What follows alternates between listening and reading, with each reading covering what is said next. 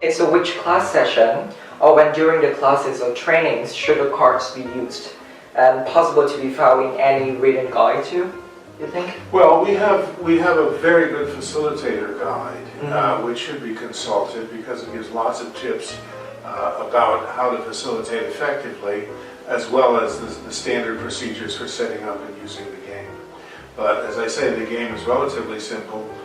However, you can become very good at using it in different ways. Advice in the reading guide, the facilitator guide that anybody can download free of charge from our website. But using the cards, how does it fit into one's training? Well, these days sometimes trainings are very short and you only have time to do the game. But often what I found is very effective is I have people do some work about their own identification, their own cultural values, and then after lunch, perhaps if it's a day-long training, we play the game, and the fact that they've done that work in the morning gives them a little more perspective and enables them to react more solidly from themselves about the questions and observations found in the game. Okay, so like it's really interesting. So can you tell us briefly about how to facilitate a game? Briefly? Yes, briefly. Because we don't really have time. Fundamentally, what we want to do is we have, first of all, make sure that the room is set up in such a way that people can play comfortably in small groups without interrupting each other. So I've done it in a theater where people had to turn around and talk to each other. It's not impossible, but if you can make the environment as conducive as possible by having perhaps small tables that people sit around, or areas where they can group together in a circle of chairs.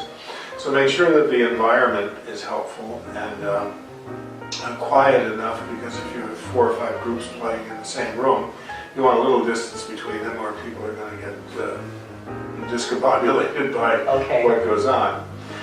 Then you do a good introduction of why the game is played, how the game is played. In other words, there's a quick start card, but generally I suggest the facilitator go over the basic steps in playing the game. And then let the game get started. Each group will have a set of cards to work with. Sometimes we play with dice, sometimes we just play with randomized deck of cards. And then the facilitator should move around the room to make sure that everybody gets started right.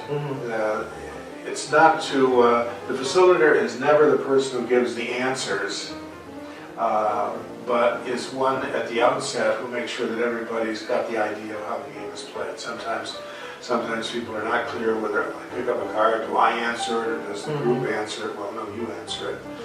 But, so once we're sure that everybody is playing well, I suggest to facilitators spend a little time sitting into different groups, but not interfering and trying to avoid answering questions. In other words, we've tried to create quality content to discuss in the game.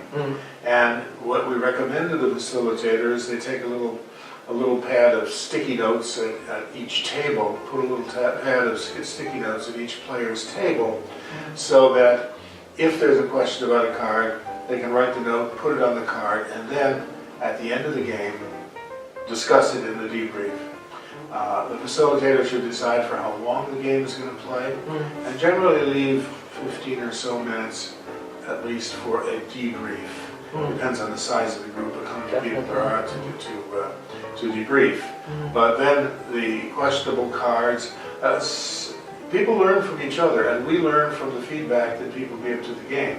So if somebody catches something on a card, they say, well, no, this also works, or this is different in my experience of it.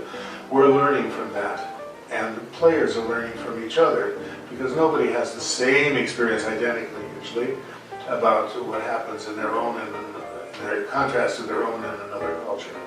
So, and then we wrap up the game, and what I always like to say is, it's a game.